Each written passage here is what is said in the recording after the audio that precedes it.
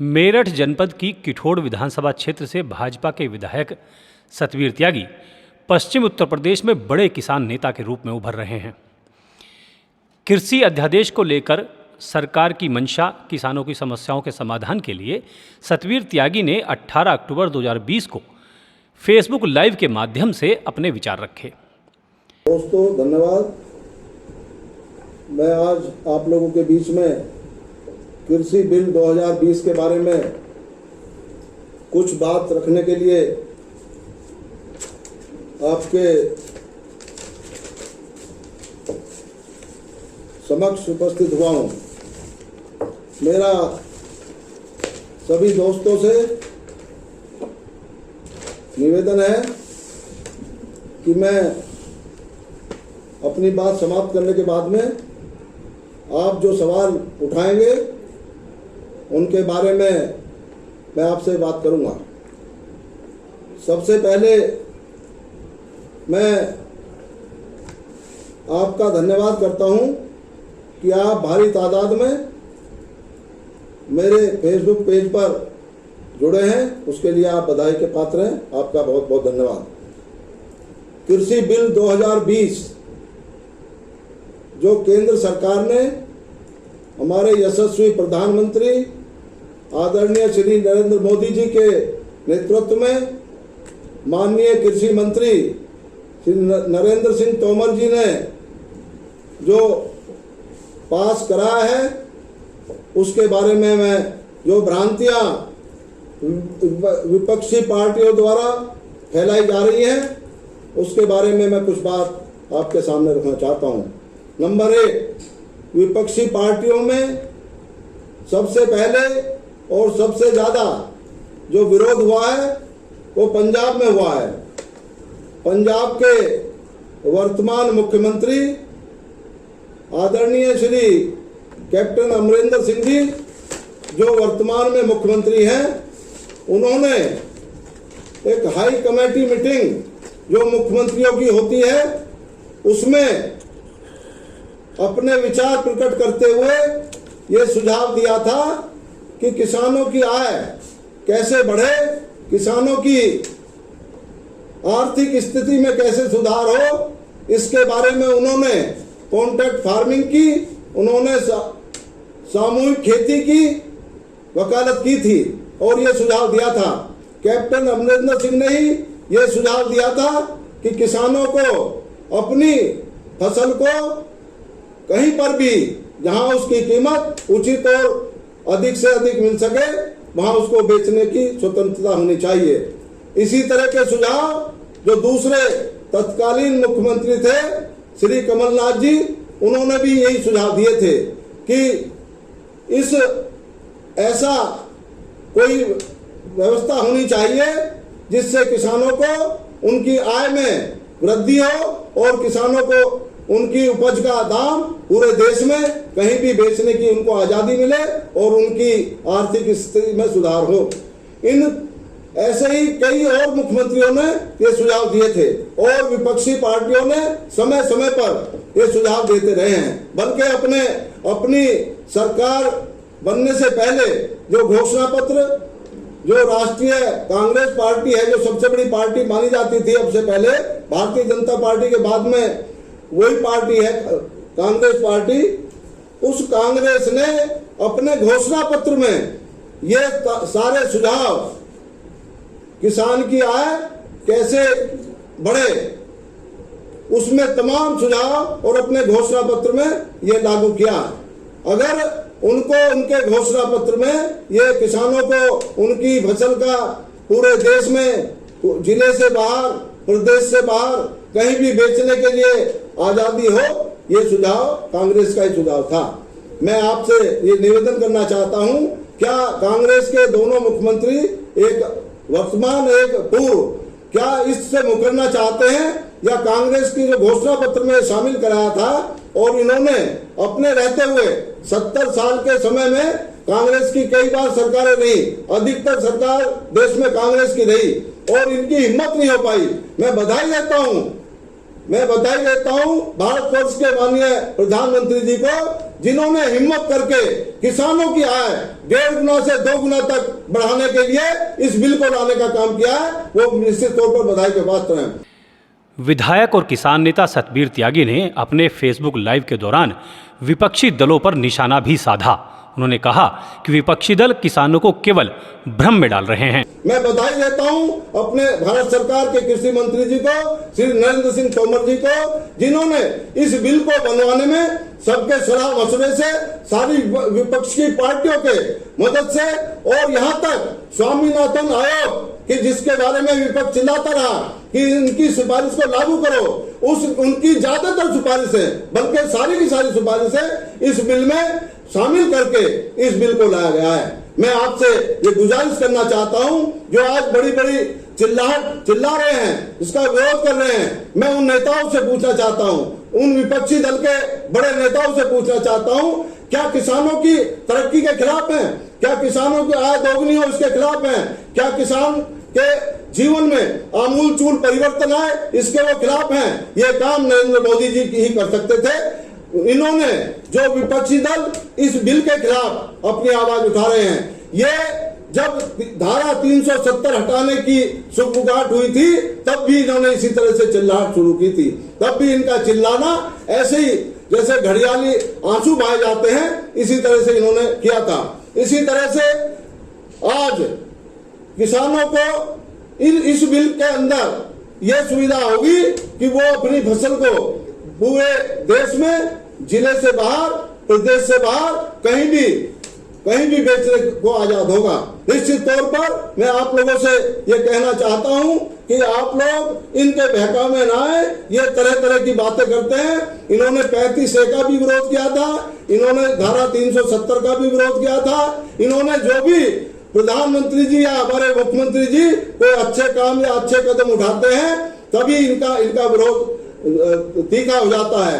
ये केवल मीडिया में छाने के लिए और अपनी फालतू अधिक बोल करके ये साबित करना चाहते हैं कि ये जो बिल आया है ये किसान के खिलाफ है। क्या किसानों की जमीन के साथ कोई छेड़छाड़ करने का इस बिल में कुछ प्रावधान है? बिल्कुल नहीं है। किसानों की जमीन जैसी थी वैसी ही रहेगी। किसानों को जो पहले बटाई पर जमीन देते थे, बटाई पर जमीन पे उनका ज्यादा से ज्यादा, हमारे यहाँ, मैं अपने यहाँ की बात कर रहा हूँ, पश्चिम उत्तर प्रदेश की, 2000, 1500, 2500 बीघा से ज्यादा कोई नहीं उसको देता था। और अब नए व्यापारी आएंगे, ऐसे लोग आएंगे जो खेती के बारे में जिनको जानकारी होगी, जो आधुनिक यंत्रों से खेती कराएंगे। वो आज तक एक हमारे पार्टी के संगठन के हमारे व्यक्ति हैं भाई नरेश तोमर, उनके पास में और कई मेरे मित्रों के पास में फोन आ रहे हैं लगातार जब से ये बिल आया, जब से ये बिल आया है कि हम 25,000 बीघा, 25,000 रुपए बीघे, 30,000 रुपए बीघे, 35,000 रुपए बीघा किसान को आप अपनी जमीन को आप मॉर्गेज कीजिए और हम देने को तैयार हैं। इस जमीन के बारे में भी ये भ्रम फैलाया जा रहा है कि ये जमीन बड़े पूंजीपतियों की हो जाएगी, जो खेती करेगा उसकी हो जाएगी। बिल्कुल ऐसा नहीं है। इसके लिए पूरा प्रावधान इस बिल में है। 30 दिन के अंदर अगर किसान को थोड़ा भी शक शुबा या शंका है, वो अपनी बात को एसडीएम की कोर्ट में रख सकता है, एसडीएम के सामने रख सकता है, और उसमें व्यापारी को बांधा गया है। ऐसे उसको जो उसकी फसल को बोएगा, जो उसकी फसल को बेचेगा, जो उसकी फसल को पैदा करेगा, उसको ये बांधने का काम किया गया है उस व्यापारी को, कि जो भी होगा वो किसान की शर्त पे होगा। किसान किसी भी तरह से इसके बंधन में नहीं आता है इस कानून के, केवल और केवल इसके बंधन में व्यापारी होगा। और किसान की उसको हर शर्त को जो इस बिल में है उसको मानना पड़ेगा, उसको व्यापारी को उसको मानना पड़ेगा और व्यापारी इसमें बाध्य होगा। इसकी जो भी वो खरीदार पहली बार ऐसा होगा कि किसान के खेत पर चलकर, किसान के गोदाम पर चलकर आएगा और किसान अपने उसका भाव तय करेगा। उसका भाव जो किसान तय कर देगा, उसका निपटारा 3 दिन के अंदर तो उसको भुगतान करना पड़ेगा। अगर वो भुगतान नहीं करेगा तो किसान जो है 30 दिन के अंदर जो भी उसको इस तरह का उससे परेशानी होगी, अपनी परेशानी को रख के उसका हल 30 दिन के अंदर एक समय सीमा तय की गई है इसमें। इसी तरह से बताया जा रहा है कि कॉन्ट्रैक्ट फार्मिंग से बड़ा नुकसान हो जाएगा किसान को। आज भी मैं दावे के साथ कह सकता हूं कि पंजाब और पश्चिम बंगाल में पेप्सिको जैसी कंपनियां ठेके पे काम कर रही हैं, क्या वहां नुकसान नहीं हो रहा? जब आप लागू करें, जब आपके राज्यों में लागू हो, जब आपकी सरकार लागू करे, जब तो जो है अच्छा है, ये बिल बहुत अच्छा है। अगर मोदी जी ने ये लागू कर दिया, अगर हमारे कृषि मंत्री जी इस बिल को ले आए, अगर भारतवर्ष सरकार इस बिल को लाई, तो इसमें किसानों को जो है नुकसान हो गया। तो आपके पास में कोई मुद्दा नहीं है, विपक्ष के पास में कोई मुद्दा नहीं है, केवल चिल्ला सकते हैं, केवल धरना दे सकते हैं, सड़कों पे आ सकते हैं, और वो भी चंद 2% लोग, 1% लोग। इसमें जो दलाली करते थे उनको ज्यादा कष्ट और दर्द हुआ है। जो इसमें मंडियों के दलाल थे, मंडियां किसकी थी? मंडियां कैप्टन अमरिंदर सिंह की। मंडियां किसकी थी? प्रकाश सिंह बादल की। इसलिए उनकी पुत्रवधू ने इस्तीफा देना पड़ा, क्योंकि उनके मंडियों के जो दलाल थे वो इसमें हट जाएंगे। और मैं कह रहा हूं कि इसमें मंडी भी कहीं रहेगी। मंडी के जो दलाल हैं उनको जो है, उनको भी अगर कंपटीशन होगा और उनको भी इसमें कोई नुकसान नहीं होने वाला, लेकिन यह है कि किसान को इसमें जरूर लाभ होगा। मंडियों में जो आड़ती थे पहले क्या करते थे? पहले करते थे कि वही तो खरीदते थे माल को, और वही जो है उसका मूल्य तय करते थे, वही जो है उसमें बोली लगाते थे। मान लिया सपोज करो 6 डेयरियां हैं अनाज की, तो पहली की बोली लगाएंगे 900 रुपए, दूसरी की बोली लगाएंगे 900 रुपए 50 पैसे, तीसरे की बोली लगाएंगे 900 रुपए 10 रुपए।